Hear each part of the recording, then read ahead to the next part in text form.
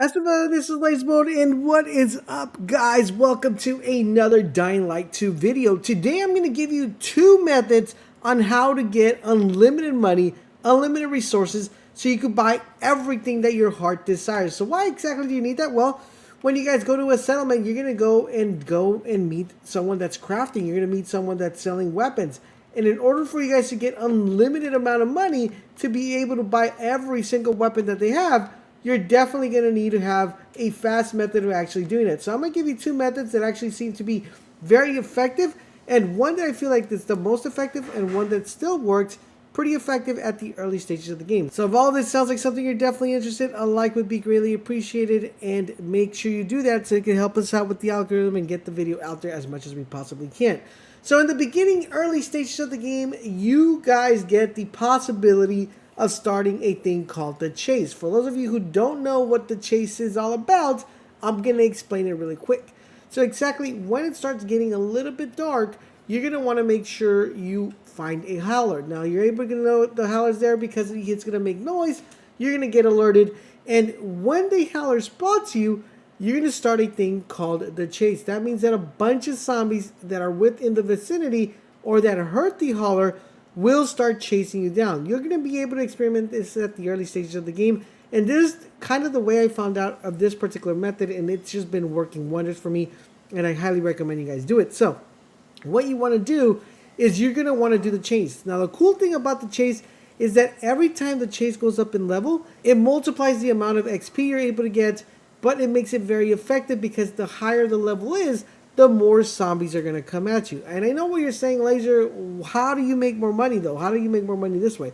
Well, it's super easy. What you want to do is you want to make sure you find a spot during the daylight that's going to allow you to actually be at a high ground that's only going to have one particular entry point. So these zombies are only going to be able to get to you from one entry point.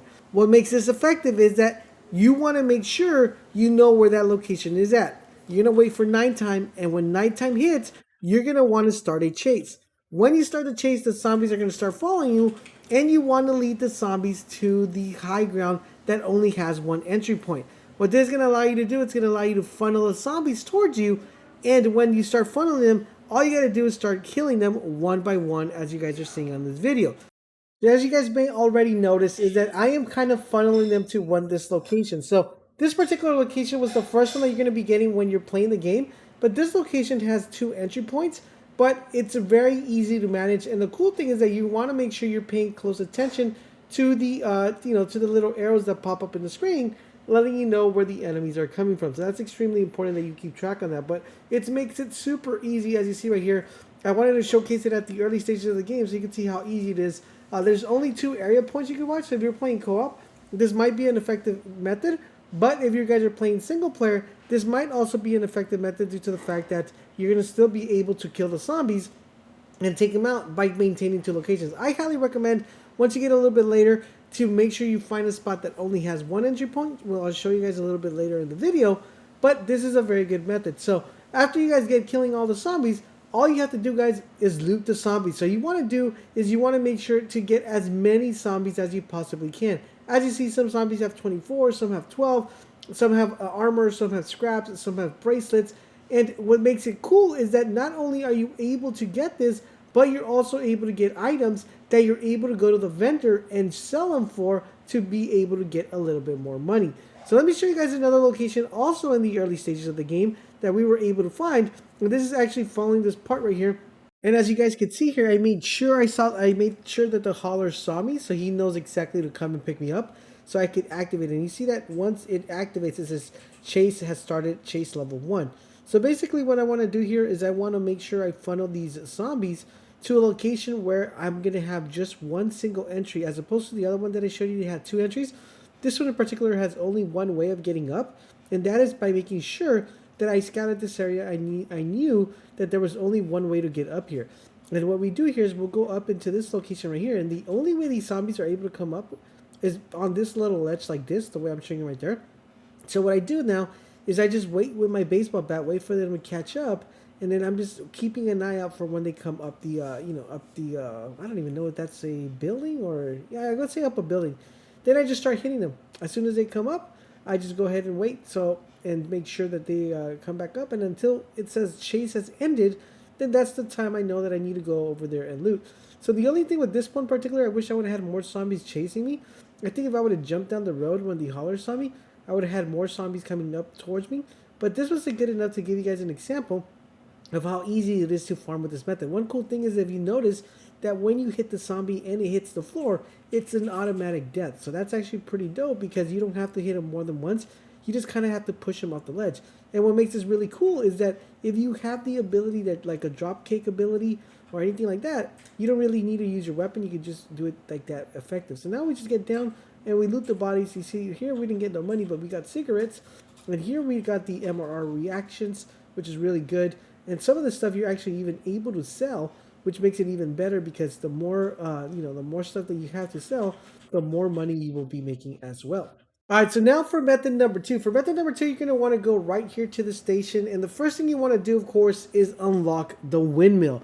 And once you unlock the windmill, it's going to give you the option of having a safe house, of course, a UV lights, and a stash. And the windmill is called Large Windmill. Now, right across from this particular windmill, guys, there's going to be a little purple icon, which I'm naming it purple because you guys probably don't know what, but it's a Forsaken store.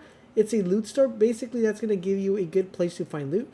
What you're going to want to do is you're going to come down from with that area, and you're going to notice that there's going to be zombies walking around. There's usually 4 zombies. Kill those zombies, but the main place you want to go is to this store right here. There's going to be a ton of zombies, and what you want to do is you want to make sure you alert every single zombie that is found within the store. And what you're going to do, what makes this farm method actually pretty fun and dope, is that you're able to just go outside the door you came in from, and the zombies will start coming towards the door, and you'll be able to fend these zombies off without them attacking you. Now, I went a little bit ballsy because this, of course, for the purpose of the video, I wanted to show you guys the location and how fast you're able to kill the zombies. But for those of you guys who feel a little bit less, want to be played on the safe side, you can theoretically just hit them from the door and they will die like you see right here on the video. Now, I didn't know who was the first person to actually find this method, but I believe the first video that I actually searched and I went back was DPJ, so big shout out to him and my boy for finding this particular, I would say exploit or glitch out, which helps pretty good. I'm pretty sure they'll patch it pretty soon, so hopefully it gets patched. But I know method number 1 will not get patched, so you guys want to make sure you keep that method in your lock. Now, one thing I do want to recommend about this particular method is the first time you come here, you guys, after you kill all the zombies, you also want to go in here and pick up the crystals. I believe there's a total of 4 different crystals you could actually pick up from here. And you want to make sure you get those before anything, plus loot anything that's within the store because you could always find more money. Unfortunately, the looting of the money and the looting of the crystals won't be there the first time around, after the first time, so you're only going to be able to loot those ones. But the zombies will respawn every single time. So the question now becomes is, Laser, how do I get the zombies to respawn? Well, to get to respawn, it's really easy, guys. All you want to do is you want to make sure you head out of the room, and then once you head out of the room, you go back to where you came from the windmill, and go up the windmill, go inside the windmill, open up the stash box, or the stash, your stash, and once you open up the stash, exit back out. You don't have to put anything in. Go to your menu, go to options, quit, and then you're going to load back in within that same windmill, jump back down, and all the zombies should automatically spawn back without a problem. You're able to do this during the daytime. I highly recommend. During the nighttime, the zombies are not there, so you're going to have to do this during the daytime. Remember, guys, once you have enough stuff in your stash or enough stuff in your inventory, go sell the stuff and the junk that you don't want so you can get even more money.